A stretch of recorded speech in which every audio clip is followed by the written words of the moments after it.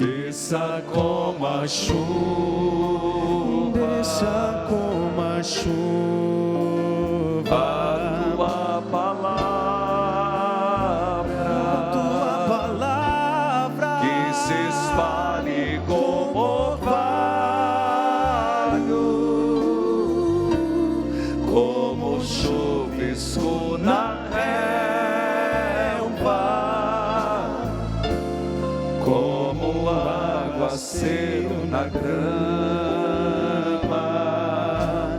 Amém.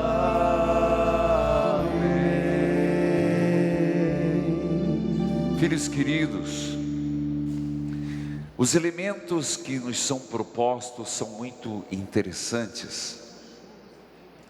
Nós estamos na iminência litúrgica de celebrar o mistério da encarnação, o presépio. Nós estamos na iminência de celebrar o Natal. E essa realidade do Natal nos faz pensar, eu diria, dois pilares importantes do tempo do Advento. Dois pilares. As velas acesas gradativamente, elas vão nos marcando esse sentido. A primeira etapa, antes do dia 17, a figura que se destaca em toda a liturgia é João Batista. E quando se traz a forte presença de João Batista, é um apelo de penitência, conversão, mudança, redirecionamento na vida. Já depois do dia 17 do tempo do Advento, e vocês podem buscar na memória, a segunda imagem mais forte é Nossa Senhora Virgem Maria. Por isso, nesse período, nós falamos de Nossa Senhora com muita propriedade. Falamos de Nossa Senhora, mas em vista de.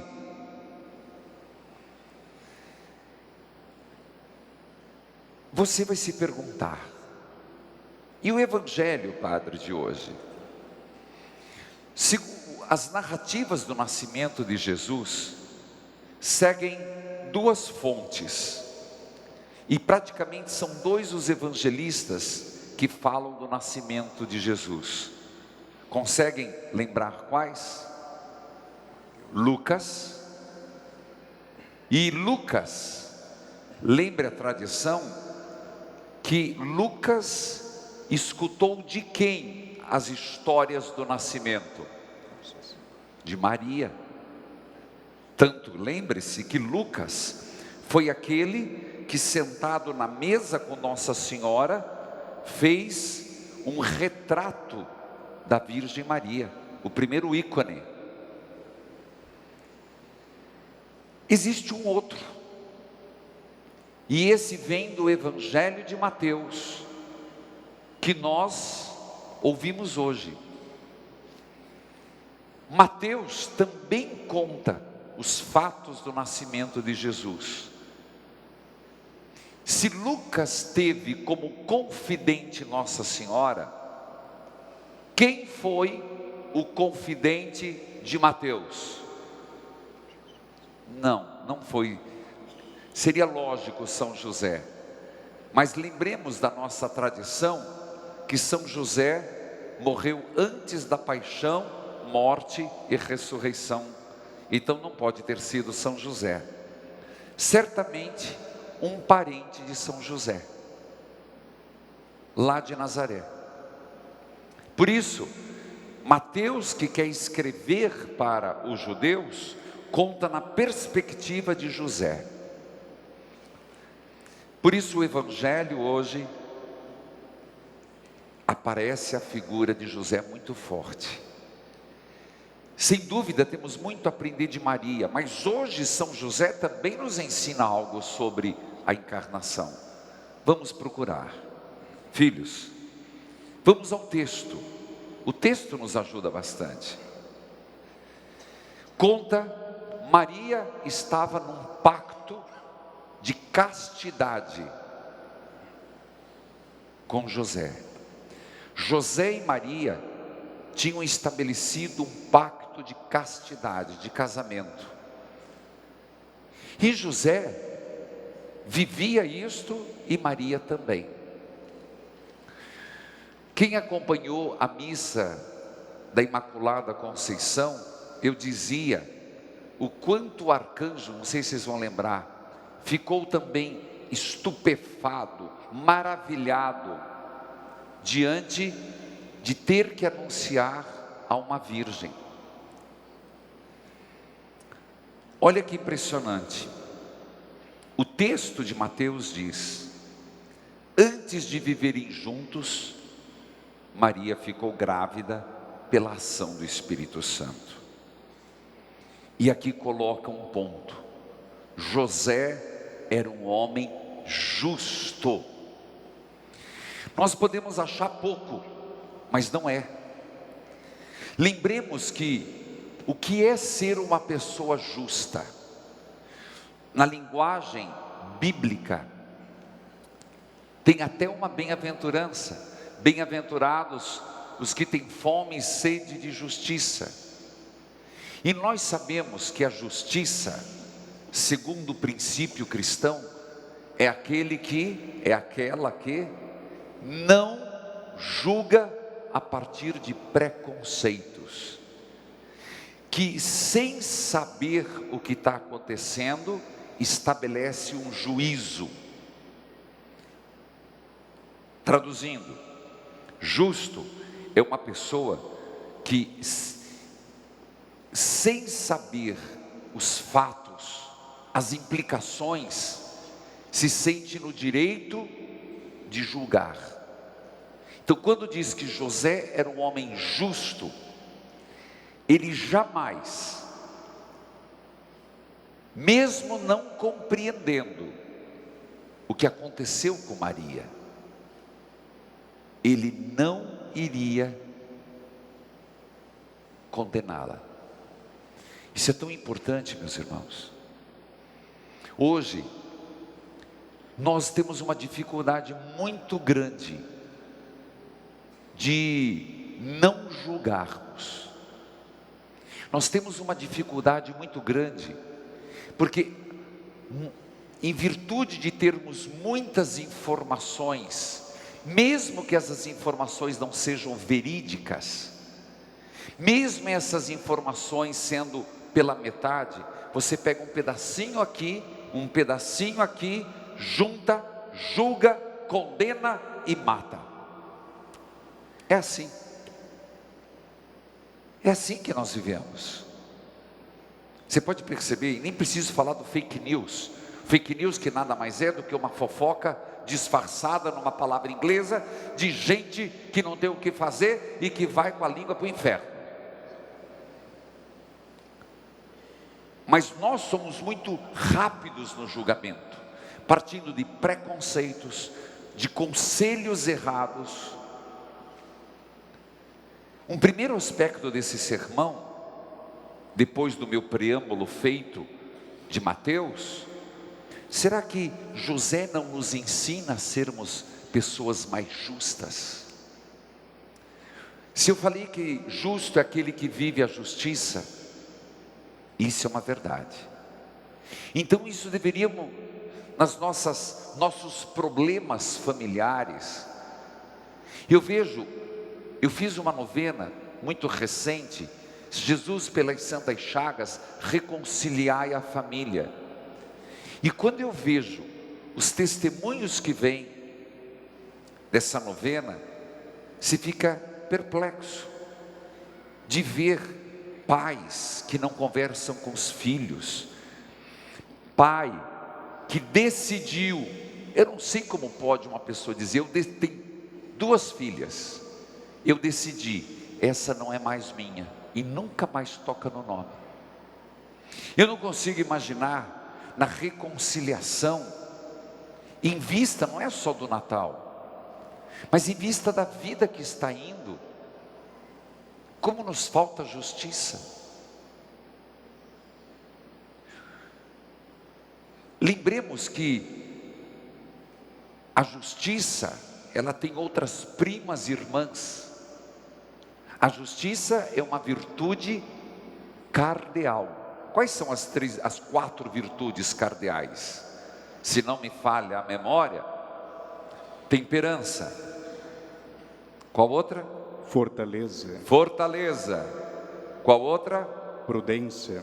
Prudência. E a outra eu já disse, justiça. A justiça faz parte, homem justo, de 4 virtudes cardeais.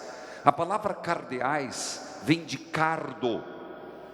Cardo, apontamento, direcionamento, diferente das teologais. Então, a gente separa, né?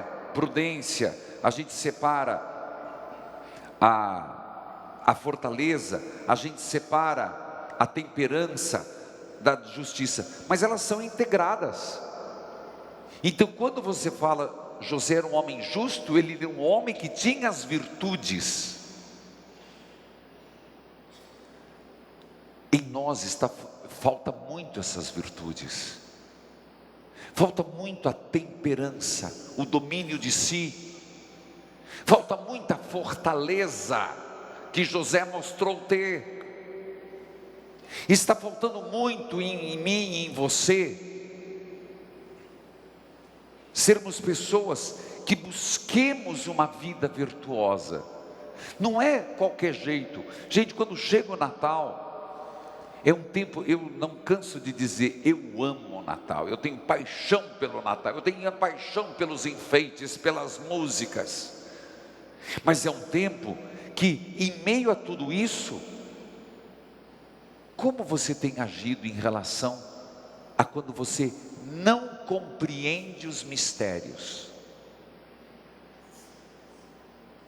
Vou dar um exemplo, uma doença que veio na tua vida. Um outro exemplo, o desemprego que veio na tua vida. Como você reage? Bravejando contra Deus? Culpando os outros? Ou vivendo as virtudes cardeais? Dentre elas, ser uma pessoa justa, temente a Deus. Porque quem vive as virtudes cardeais, no mínimo, é temente a Deus. Sigamos o texto. Era um homem justo. E o que José pretendeu? Eu vou abandoná-la. Quer dizer, eu vou tirar de Maria, vamos desfazer o pacto do casamento.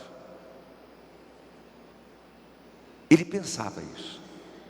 Humano.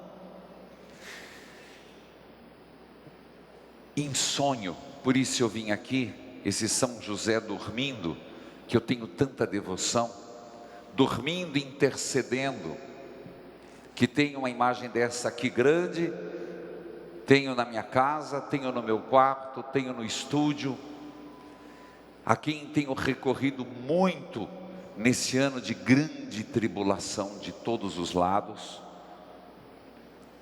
O que é que o anjo lhe diz? José, filho de Davi, não tenhas medo de tomar Maria como tua esposa. Essa frase me fez pensar. Será que a palavra de Deus não vem a mim e a você hoje? Não tenhas medo de tomar Maria. Não tenhas medo de aceitar Nossa Senhora. E aqui meu propósito não é falar contra os nossos irmãos separados, não.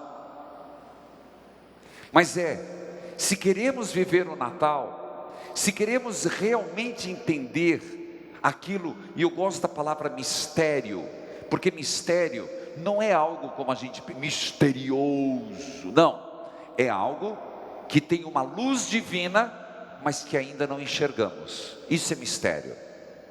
Mistério de Deus. Um dia saberemos. Será que nós não estamos aqui com um apelo para vivermos um Santo Natal? Se abra ao mistério da Virgem Maria. Aí você vai dizer, não entendi ainda. E compreendo se você não entendeu. Porque se abrir ao mistério da Virgem Maria, você tem que abrir a realidade de Deus. E qual a realidade de Deus? Verdadeiramente Deus, desde o sempre e sempre, se encarnou no seio de uma mulher.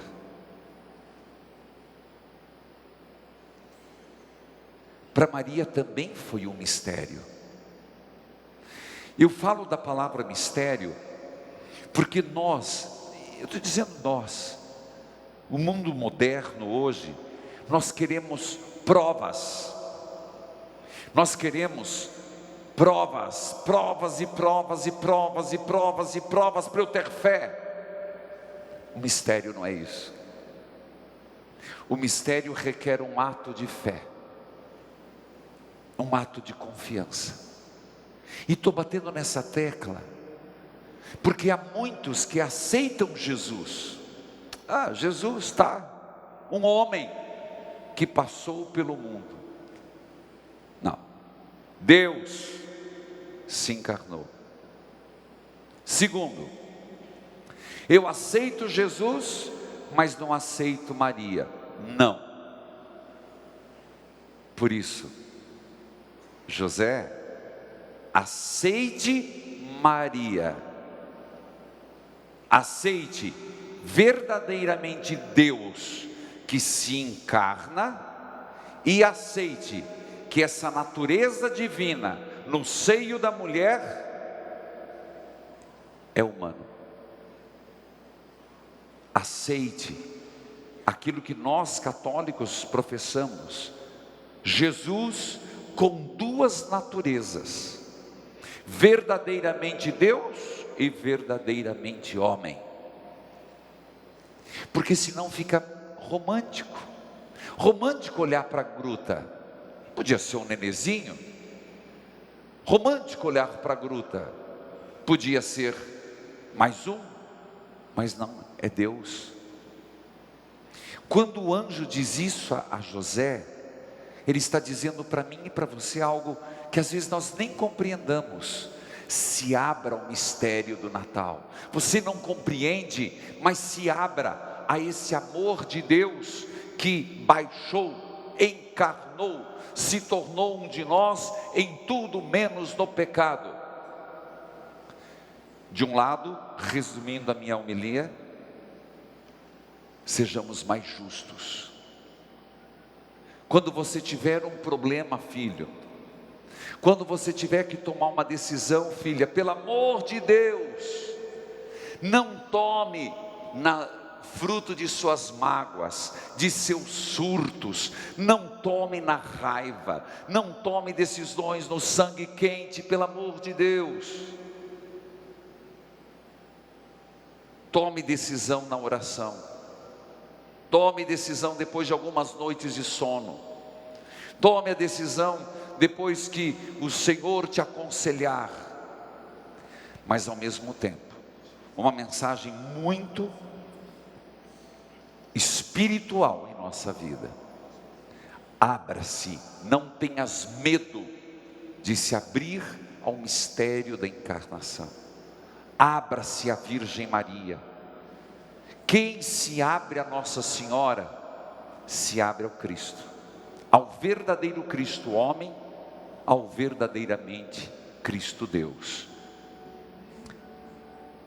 Não te chama a atenção, e aqui reflita um pouco comigo, Maria é tão importante no presépio, que dia 24, dia 25 é Natal. No outro dia se celebra os Santos Inocentes. E no domingo se celebra o quê?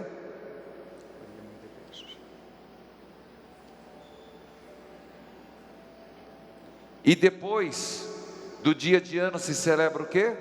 A Mãe de Deus. Portanto, é se voltar para Nossa Senhora e pedir: mãe, eu também não entendo, mas eu quero contigo guardar esse mistério no meu coração. Filhos queridos, antes de continuar a missa, o que você gostaria de pedir? Deus, me aconselhe nesses assuntos. Quais são os assuntos, os temas, os problemas que você carrega, que você não está vendo luz? Quais são os assuntos que estão aqui na tua cabeça martelando, e para não agir errado, você pede a luz divina?